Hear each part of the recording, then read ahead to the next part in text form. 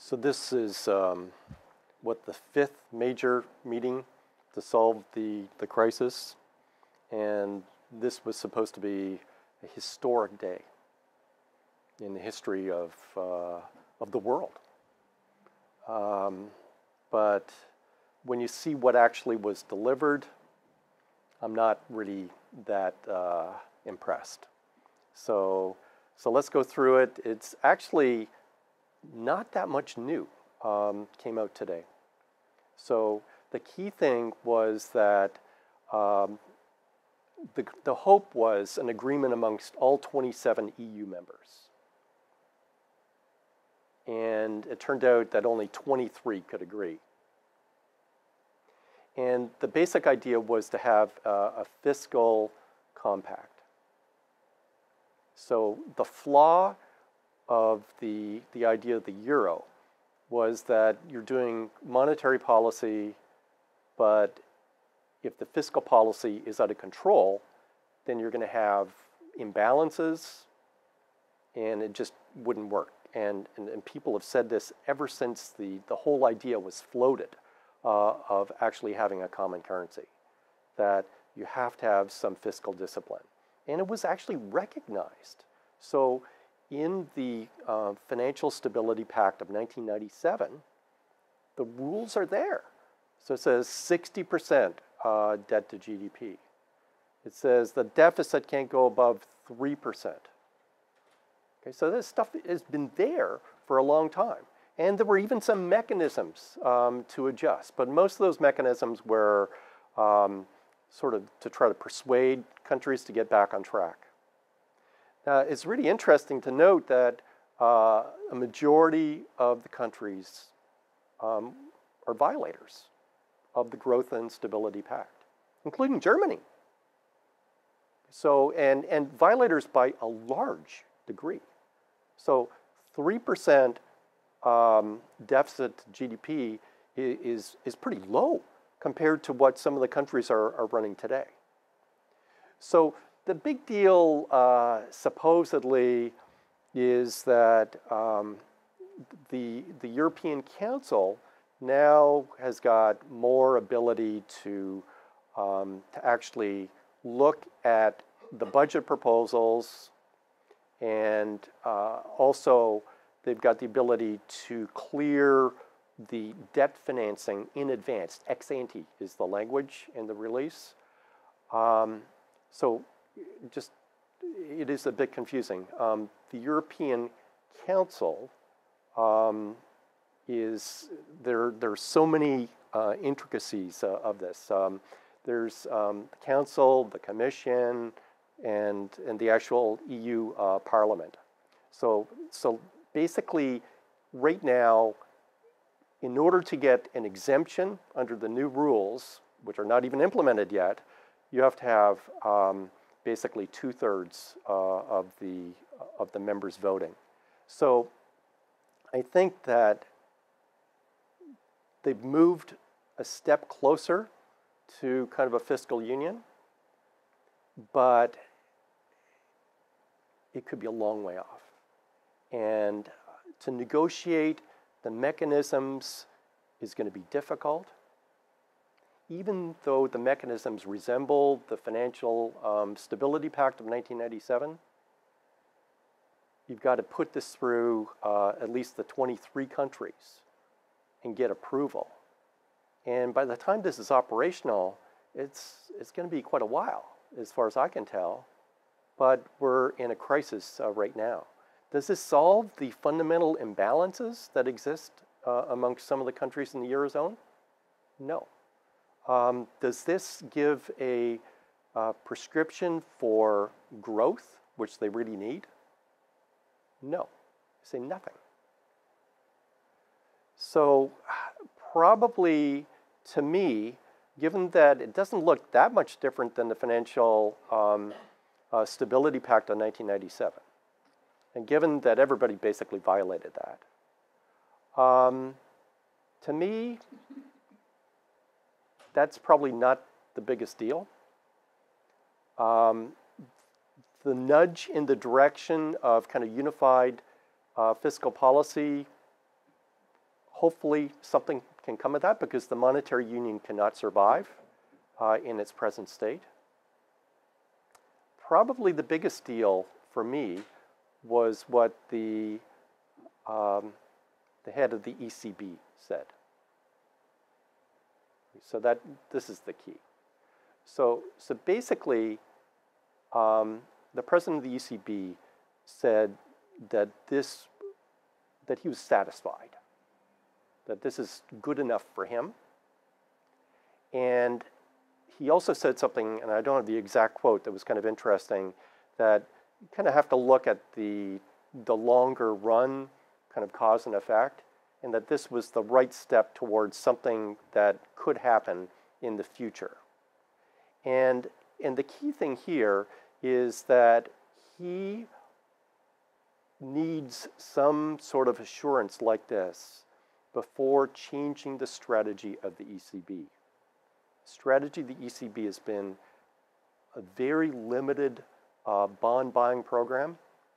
They hold maybe 200 billion euros of problem countries' debt.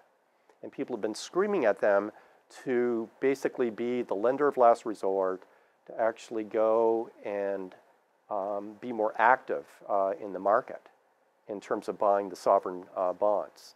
They've hesitated to do that, citing many reasons. And it is perfectly within their means to do this as long as they buy these bonds on the secondary market. They can't go buy them directly from the governments because that's against the Treaty of Lisbon. But there are things that can be done, and the ECB president was very clear, I guess last week, in saying that there are alternatives. And I think, given what we've seen today, he is satisfied that the first step has been taken, which is basically an agreement to agree. First step has been taken, therefore he can do some more innovative things, which essentially means providing much more liquidity than the bank has been providing in the past. Okay, so that to me is important. So it's more the reaction of the ECB to the announcement today. That's the important thing. So it gives us an idea of what could happen, which means a much more flexible policy on the part of the ECB, which has been very inflexible. It's also the case that we do have a sketch and all the details. There's nothing. There's a 7-page double-spaced release from the European Council. So it's very, very terse. There's not a lot of implementation details, but there does appear to be a system whereby the centralized commission will have the ability to make changes in other countries' budgets. I'm not sure how practical that is, but it is definitely a step in the direction of a fiscal compact.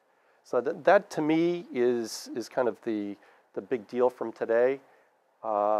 Markets basically took it mildly positively, but certainly not the reaction that you would expect if this was an event of historic proportions. Yeah, it's still fraught with uncertainty. This does not solve the problem. What people want is something like what happened in the US financial crisis, where the Fed acted decisively and quickly. And this basically, we've been going through these meetings, as I said, this is the 5th meeting of historical proportions. And it just doesn't grab me as a solution. Is the crisis over? No. Is it a move in the right direction? Maybe. Has uncertainty been resolved? No. So still a lot of extra stuff to be done. And I can kind of understand the market kind of shrugging it and saying, okay, well, let's go on to the next meeting. And there will be a next meeting and a meeting after that. They have to meet so many times to get this done. Plus, you've got to go back and part of the idea that they approved last night was that this must be actually part of the law in each of the EU countries. So this just isn't something that you kind of ratify with a treaty. You actually have to go and make some changes in your law. So that might be a law in a parliament, or it might actually be a change in your constitution. In Germany, in my opinion, given the federal court ruling in September, they need to change the constitution. Other countries, the same thing is going to have to happen, because effectively you are giving up an important part of your sovereignty. Okay, so they gave up their monetary policy when you become part of a currency union. But now the next step is to give up your fiscal policy. And look, in terms of the German Constitution, no way. So the only way to deal with that is to change the German Constitution. Is that going to be easy to do? No. It's part of the uncertainty that the Chancellor can champion this proposal, but to go and change that Constitution when a substantial number of people in Germany think that this is basically the first step towards what they call a transfer union. So where basically the Germans will be bankrolling these troubled economies. And it is not popular in Germany. And Germans took austerity measures a number of years ago. They messed with their pension plan and put it back in reasonable shape with reasonable retirement age.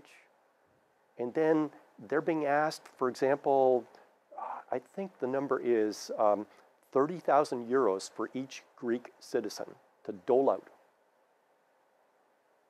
in a country that's got a retirement age of 55.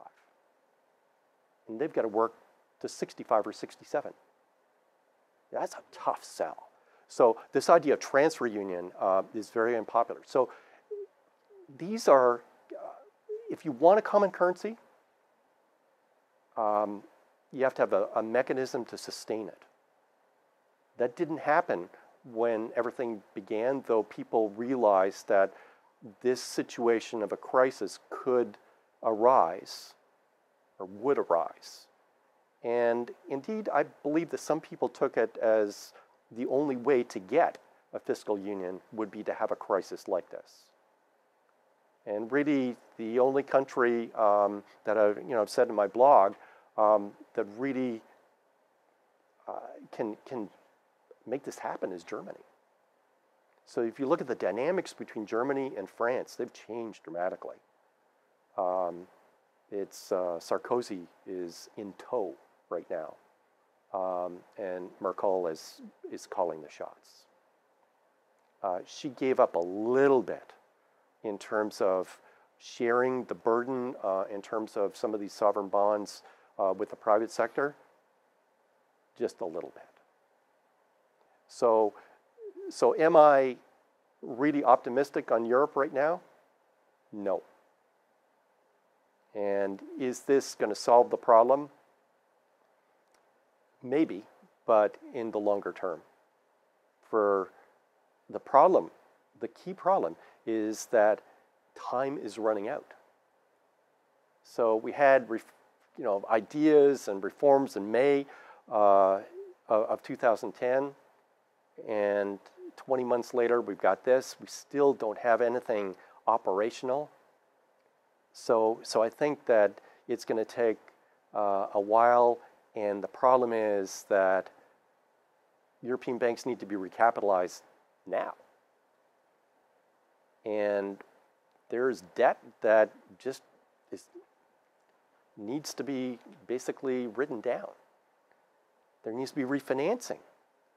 And that's a lot of money, a lot more money than is being proposed right now. So I am not optimistic.